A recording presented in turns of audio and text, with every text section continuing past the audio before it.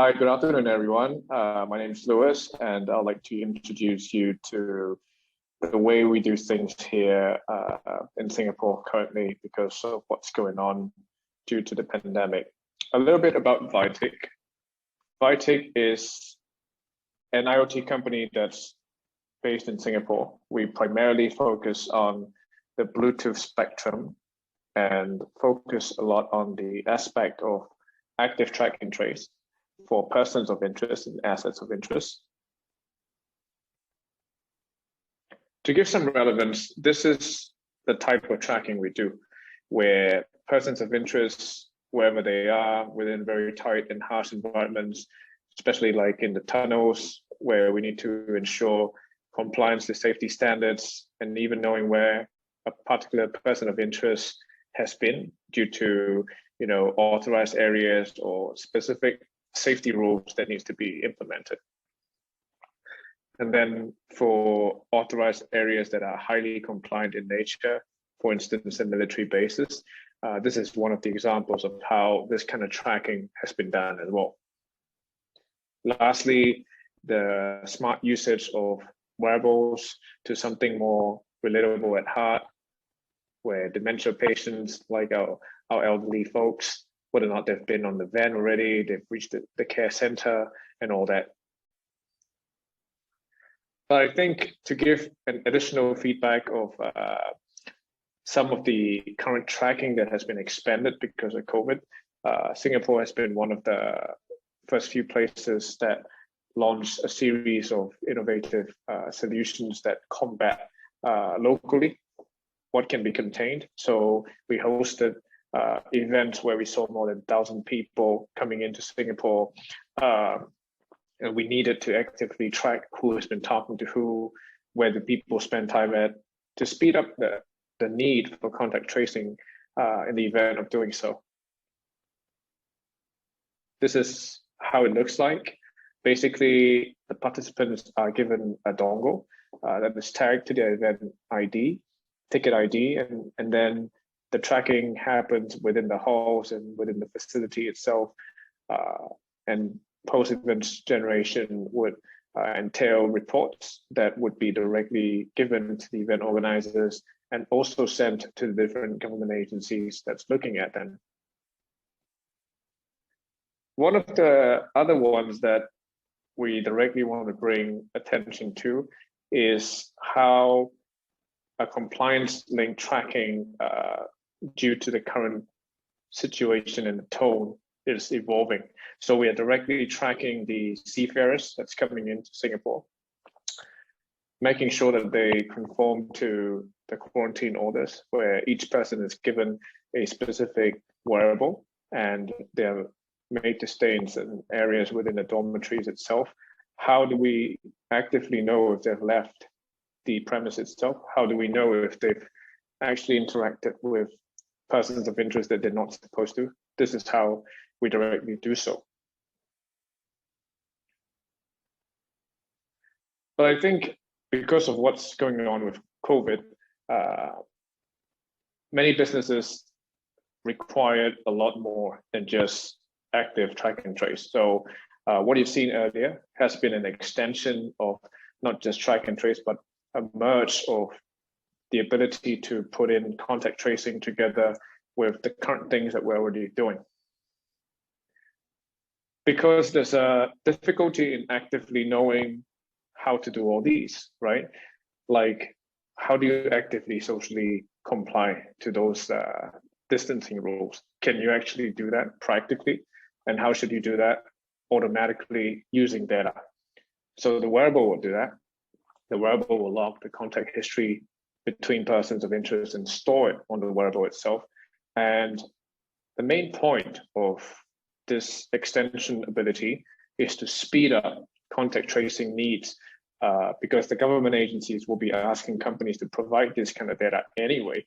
And this is on top of what they're already doing. So it is to reduce the time and effort spent by companies to do so, and also importantly, to reduce key man risk.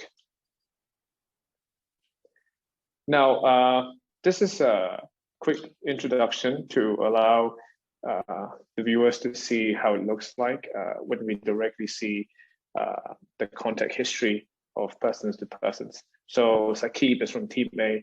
We want to see who Saqib has been interacting with and whether or not he's interacting with people of interest that, is from team B when, there's a separation between team A and team B kind of roles, especially during split work teams kind of scenarios. So this is an interface we call JARVIS that allows these kind of contacts to be directly seen live, and you can also export it via CSV for further analysis down to the timestamp, and also usage for this on a larger extent where you want to do other types of business intelligence reports.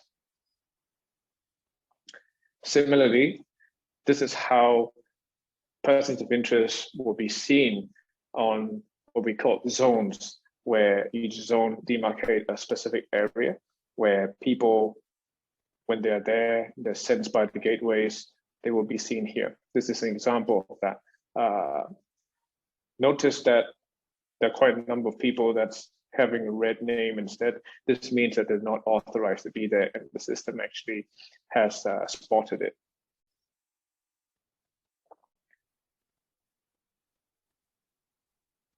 And how do we know if they have actually been moving? This is an example of that.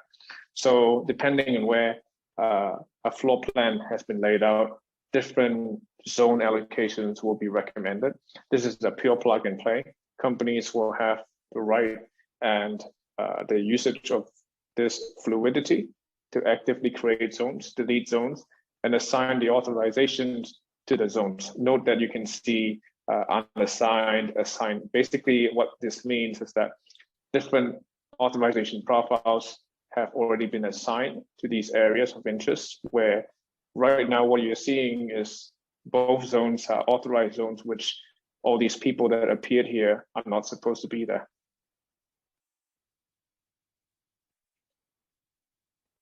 But what about where they've been? While also taking contact history details, why not do both? So this is an example that is a little bit more detailed from where everybody has been, depending on where, just now you saw the different box movements of the zones. This is a much more detailed version of that, where you can directly see and zone down to a particular person of interest, down to the T, where Saqib has been, whether or not he has complied to his governed zones. Clearly he hasn't. And also specific time, kind of export duration that you can directly choose from the interface itself.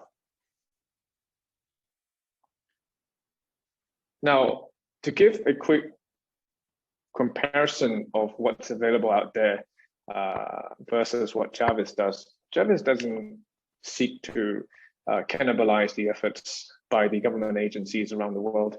And we take quite a serious stance of the tools out there within Southeast Asia.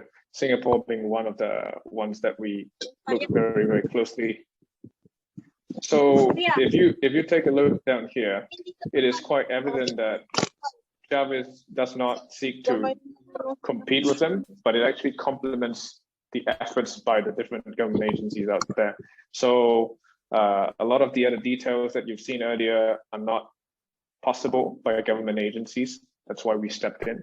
We want to help enable companies to allow more efficient use of what's available, reduce resources that they already struggle with.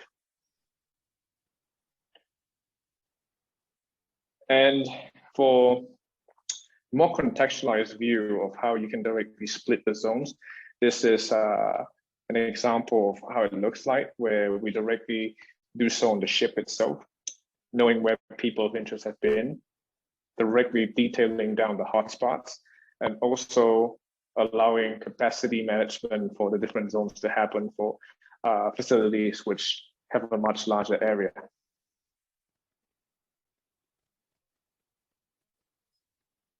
If there's a need, navigation tools can also be put in. That's quite easily merged together with JARVIS. And yeah, this is an example of that also. With that, I'll end off my presentation, and yeah.